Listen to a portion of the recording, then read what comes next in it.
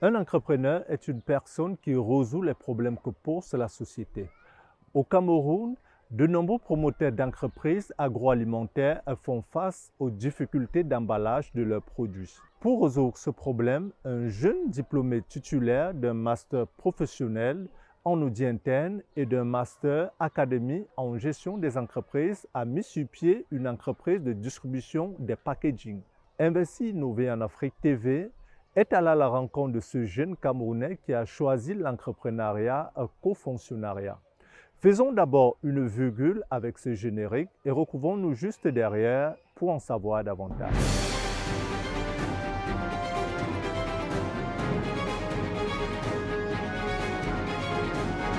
Bonjour, je m'appelle Éluard Duplex Moudio et je suis promoteur de Zone Group, une entreprise qui fait dans la distribution de packaging au Cameroun et en Afrique centrale. Ce jeune Camerounais est titulaire d'un master professionnel en audit interne et d'un master académie en gestion des entreprises. Ces diplômes lui ont permis de décrocher des emplois dans des cabinets comptables.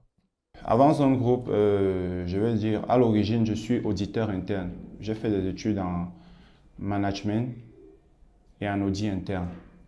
Donc, je faisais des stages professionnels. J'ai travaillé dans des cabinets comptables pendant 1 an. J'ai aussi fait un stage professionnel au Programme national de développement participatif PNDP durant 2 ans où j'étais dans la cellule audit interne. Son rêve le plus fou et ardent était celui de travailler pour le compte de l'État. Il a tenté de concourir à plusieurs concours en vain, car le destin lui réservait autre chose. S'il faut partir de la genèse, j'étais un étudiant titulaire d'un master et mes deux parents sont des fonctionnaires, donc j'étais parti pour être fonctionnaire. C'est là où tout mon cœur était tourné, quoi, la fonction publique. Donc je faisais des concours et puis ça n'a pas vraiment marché, hein. Ouais. J'ai fait pas mal de concours. Les 3 derniers que j'ai fait, l'IMIA, j'ai fait l'IMIA 2 années de suite où je suis arrivé à l'oral. Et puis, j'ai pas été reçu. L'INGS aussi, je suis arrivé à l'oral et j'ai pas été reçu. Et c'est de là que part le besoin d'entreprendre. Parce que mon parcours il est assez atypique. J'ai pas commencé l'entrepreneuriat parce que j'étais vraiment trop fan de ça. C'est parce que j'étais dans le besoin. Et il fallait trouver un moyen de m'en sortir. Après cet échec, il décide de se lancer dans l'entrepreneuriat, car il se posait le problème suivant, à savoir l'emballage des produits agroalimentaires. Comment est-ce que je fais pour entrer dans le domaine du packaging? Au départ, j'ai commencé à entreprendre avec ma copine. À l'époque, elle était ma copine, c'est mon épouse aujourd'hui. Et nous étions dans la vente d'huiles végétales, les huiles végétales, les huiles essentielles. On s'est retrouvé confronté à un problème d'emballage. On a cherché les emballages longtemps et puis on n'a pas trouvé. Et puis on s'est dit, pourquoi ne pas nous lancer dans ce domaine? Il est assez porteur et sur le long terme, on aura toujours besoin d'emballage. C'est un business qui est non seulement transversal, on peut toucher à tous les domaines, agroalimentaires, industriels et autres. Mais aussi, c'est un secteur qui est assez vierge dans notre contexte. Il n'y a pas beaucoup de sociétés ou d'entreprises qui fabriquent des emballages sur place. Pour mettre sur pied son entreprise, il a eu le soutien total de son père ainsi que de sa tendre épouse. Ces derniers ont cru en lui et à sa vision. J'ai juste l'idée avec ma copine. On cherche les fonds, on ne trouve pas et bien évidemment, c'est pas évident. Bon, j'ai eu la chance quand même que mon papa a cru en ce que je faisais. Il n'avait pas trop le choix, hein, parce que j'avais déjà dépassé 27 ans et puis j'avais déjà un enfant. Il fallait que je trouve les moyens de fonder ma famille et de la faire vivre. Voilà. Je suis donc allé le voir, je lui ai parlé de mon projet. Dans un premier temps, il me donne 500 000. 500 000 francs avec un retour sur investissement nul parce que j'ai acheté de la marchandise qui n'est pas arrivée. Oui, j'ai perdu pratiquement toute la marchandise que j'ai eue au début. Mais celle qui est arrivée, parce qu'il y a une partie qui est arrivée, l'autre, ça s'est perdu comme ça. Celle qui est arrivée, j'ai pu vendre. J'ai pu la mettre sur le marché et j'ai vu les résultats. C'est pourquoi je ne me suis pas découragé. Je me suis dit, si je peux faire avec si peu, combien de fois si toute la marchandise était arrivée. Donc, je suis encore allé le revoir. À l'époque, on était sur un projet de contractualisation. Il y a eu un vent de contractualisation des jeunes. Là. Et on lui avait proposé de prendre 2 millions de francs pour que je sois contractualisé. J'ai regardé la conjoncture et j'ai refusé. Je lui ai dit de me donner les 2 millions de francs pour investir. À côté de ça, il y a aussi ma femme qui m'a beaucoup soutenu. Elle a vraiment la fibre entrepreneuriale. Pour elle, c'est d'abord l'entrepreneuriat, avant tout. Donc, c'est elle qui m'a beaucoup soutenu, m'a beaucoup poussé à me retrouver dans ce milieu aujourd'hui. Donc, c'est avec ce capital de 2 millions que je me lance. J'achète les marchandises à l'extérieur, en Chine, en Inde, en Turquie aussi. Voilà. C'est avec ce capital que je me lance et puis j'ai eu des partenaires par la suite, des investisseurs. Voici les services qu'offre Zone Group et les techniques qu'elle utilise pour livrer sa marchandise. Je vais commencer par la fabrication. Comme je vous l'ai dit tantôt, les emballages sont fabriqués à l'extérieur. Nous faisons beaucoup plus dans la distribution. Ce que nous faisons ici sur place, c'est la personnalisation. Oui, nous travaillons avec des infographes, avec des imprimeries qui se chargent de personnaliser. Nous pouvons aussi les faire personnaliser à la base, à la fabrication. Maintenant, côté distribution, il faut d'abord créer le besoin. Au départ, nous n'avions pas de marchandises, mais nous avons fait des sondages, nous avons créé des pages sur les réseaux sociaux, Facebook, Instagram, LinkedIn aussi, oui, pour essayer de voir si les gens en ont effectivement besoin. Oui, les retours ont été assez positifs et c'est de là que nous décidons de passer les commandes. Donc les commandes sont faites en fonction des besoins des potentiels clients. À noter que l'entreprise utilise différents types d'emballages en fonction de la demande du client. Les types d'emballages que nous distribuons, nous avons principalement les emballages papier craft, multicolores, kaki, blanc, ce sont les classiques là-bas. Nous avons des verts, des rouges, et toutes les couleurs que vous connaissez. Nous avons aussi des emballages aluminium, c'est bon pour l'agroalimentaire. Gris métal, la couleur naturelle de l'aluminium bien sûr, et coloré aussi. Nous avons aussi des emballages plastiques, mais en petite quantité, vu que ce n'est pas biodégradable. Oui, en dehors de ça, nous avons aussi des infusettes à thé. Nous avons, bref, tout ce qui est emballage agroalimentaire. L'entreprise de distribution des packaging n'est pas un détaillant, mais plutôt un grossiste. Oui, bon, à l'origine, nous sommes des grossistes. On a essayé avec la vente en détail. Ça n'a pas toujours marché. Il y avait des gens qui venaient, ils voulaient 10 pièces, 5 pièces. Oui, ce sont des trucs qui ne sont pas très chers à l'unité, 50, 100 francs. Alors, si vous vendez en détail, ça va vous donner beaucoup de travail. Déjà pour compter à chaque fois, au niveau de la comptabilité aussi, des finances.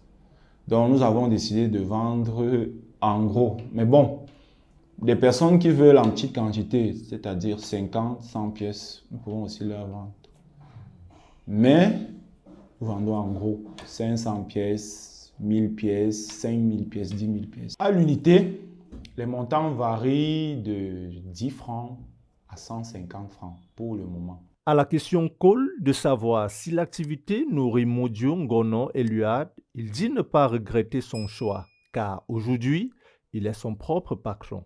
On réussit à s'en sortir. Quand on a des factures, on paye. On a des employés qu'on paye. Toutes les charges sont amorties. Et donc, l'activité fonctionne. Vous voyez, l'activité fonctionne. On a réussi à avoir un autre local du côté de Douala. On a un point de vente à Garoua et l'objectif, c'est d'aller aussi à Bafoussam et dans le Nozo, parce que nous sommes beaucoup sollicités là-bas. Sur le long terme, je ne regrette pas mon choix. Au contraire, parce que maintenant, je suis un peu libre par rapport à mon programme. La contrainte vient du travail. Mes contraintes sont liées au travail. Je peux me mouvoir comme je veux, il y a ça. Je suis mon propre chef.